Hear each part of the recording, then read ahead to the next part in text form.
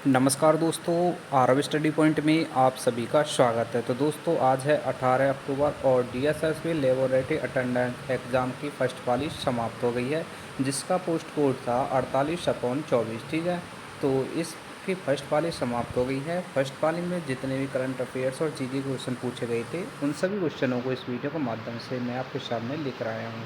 तो दोस्तों वीडियो पर बने रहें। तो चलिए देखते हैं फर्स्ट पाली में आए हुए क्वेश्चनों को। तो देखिए पहला क्वेश्चन क्या था, यहाँ पर लिखा हुआ था पाल वंश के सबसे प्रसिद्ध शासक धर्मपाल ने किस विश्वविद्यालय की स्थापना की थी, जो बौद्ध शिक्षा का एक प्रमुख केंद्र था। तो सही आंसर क्या था इसका, विक्रमशिला। अगला क्वेश्चन में पूछा गया था शिवाजी महाराज ने अपने प्रशासन में अष्टप्रधान प्रणाली क्यों अपनाई थी और इसका मुख्य उद्देश्य क्या था। तो आंसर क्या था इसका, प्रशासनिक कुशलता के लिए। अगला क्वेश्चन था सुभाष चंद्र बोस द्वारा गठित आज़ाद हिंद फौज की स्थापना सिंगापुर में किस वर्ष की गई थी और इसका नारा क्या था। तो आंसर क्या था, 1942 में। और देखिए नारा क्या था, जय हिंद। अगला क्वेश्चन क्या था, प्लासी का युद्ध भारत के इतिहास में क्यों महत्वपूर्ण था और इसके परिणाम स्वरूप किस शक्ति ने बंगाल पर अधिकार किया। तो आंसर क्या था, ब्रिटिश ईस्ट इंडिया कंपनी। ये इस क्वेश्चन का सही आंसर था।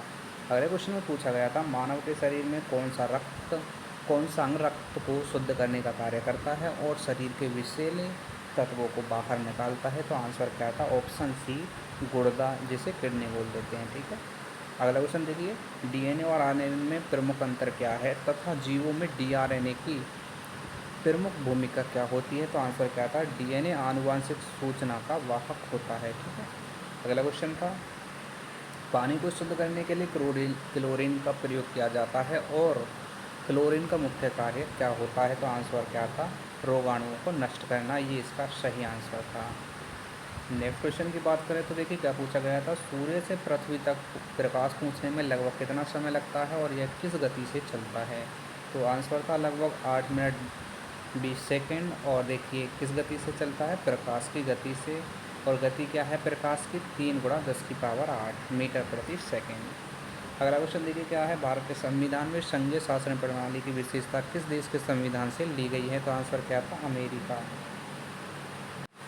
अगला क्वेश्चन देखिए, तो फ्रेंड्स वीडियो में आगे बढ़ने से पहले आपसे रिक्वेस्ट है, आप चैनल पर पहली बार आए हैं तो प्लीज़ चैनल को सब्सक्राइब करके चलिए, वीडियो को लाइक ज़रूर कर देना। ठीक है, देखिए अगला क्वेश्चन क्या है, भारतीय संसद के दोनों सदनों की संयुक्त बैठक कौन बुलाता है और किन परिस्थिति में इसे आयोजित किया जाता है। तो आंसर क्या था, राष्ट्रपति।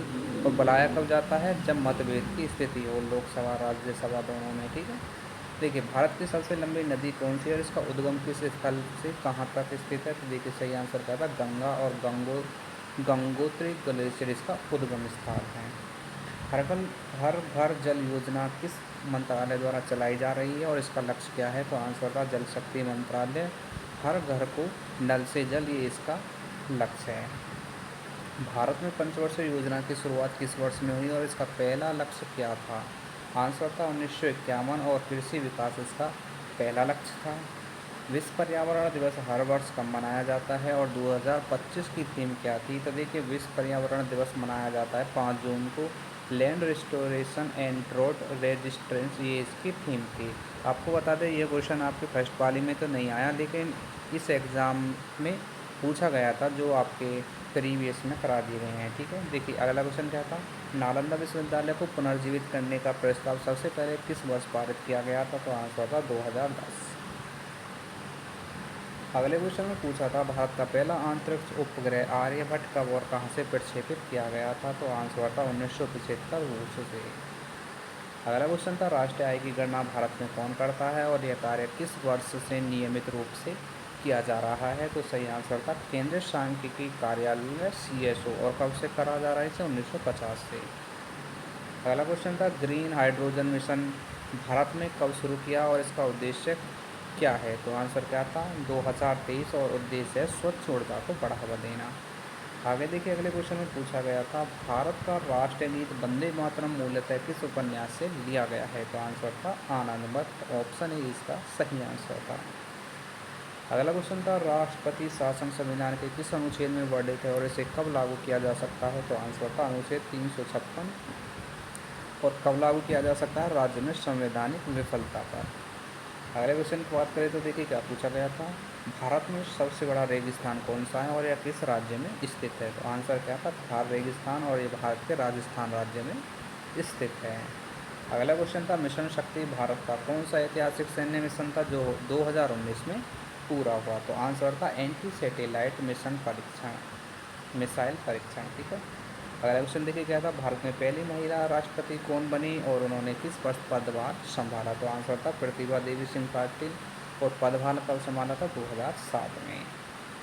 भारत का सबसे ऊंचा जलप्रपात कौन सा है और यह कहाँ स्थित है। तो आंसर था कुंचिकल फॉल, जो कि कर्नाटक में है। अगले क्वेश्चन की बात करें तो देखिए क्या था, right to education act Bharat में कब लागू हुआ और इसका प्रमुख उद्देश्य क्या है। तो आंसर था 2009, बच्चों को निःशुल्क शिक्षा, ये इसका उद्देश्य था। हाल ही में 2025 में भारत ऊर्जा सप्ताह का आयोजन किस राज्य में किया गया है और इसका मुख्य उद्देश्य क्या था। तो आंसर था गोवा, स्वच्छ ऊर्जा को बढ़ावा देना, ये इसका मुख्य उद्देश्य था। अक्टूबर 2025 में आयोजित UN conference of landlocked developing countries कहाँ हुआ था। तो आंसर था किंगाली, और इसकी राजधानी कहाँ पर है, रवांडा में। ठीक है। आगे देखिए, हाल ही में भारत नेट 3.0 परियोजना की शुरुआत का उद्देश्य क्या था। तो आंसर था ग्रामीण क्षेत्रों में उच्च गति इंटरनेट सुविधा। क्वेश्चन नंबर 31 था, 2025 के सतत विकास सूचकांक में भारत की रैंक क्या रही। तो आंसर था 121वां स्थान। क्वेश्चन नंबर 32 में पूछा था, 2025 में भारत का कौन सा राज्य एक्सप्रेसवे कैपिटल ऑफ इंडिया के नाम से या कैपिटल ऑफ इंडिया के रूप में जाना गया है। तो आंसर था उत्तर प्रदेश। नेक्स्ट क्वेश्चन देखिए क्या पूछा था, जुलाई 2025 में कौन से भारतीय क्रिकेटर को ICC player of the month चुना गया है। तो आंसर क्या था, शुभमन गिल।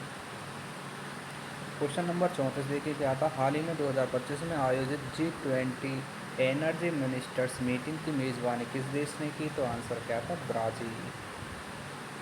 और देखिए अंतिम प्रश्न क्या था, 2025 में विश्व व्यापार संगठन का नया निदेशक किसे नियुक्त किया गया है। तो आंसर था स्टीफन जेम्स।